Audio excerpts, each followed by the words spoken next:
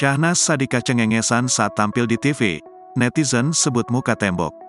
Belum lama kabar perselingkuhannya mencuat ke publik, kini Syahnaz Sadiqah sudah berani muncul di TV. Sanksi sosial imbas dari perselingkuhan Syahnaz Sadiqah dengan Randy Kejarnet masih berlaku hingga saat ini. Publik merasa geram melihat sikap Syahnaz Sadiqah di TV yang masih bisa cengengesan. Baru-baru ini, Syahnaz Sadiqah ditemani suaminya, JJ Govinda tampil di salah satu talk show yang dipandu oleh Jessica Iskandar dan Chande Kelvin. Acara tersebut berlangsung di kediaman Syahnaz dan JJ. Sikap Syahnaz Sadiqah lagi-lagi dihujat lantaran publik merasa geram melihat tingkahnya di acara tersebut. Syahnaz yang terlihat cengengesan dan menunjukkan kemesraan dengan JJ saat disinggung soal perselingkuhannya membuat publik tak habis pikir. Komentar warganet di video tersebut pun ramai menghujat adik bungsu Raffi Ahmad itu.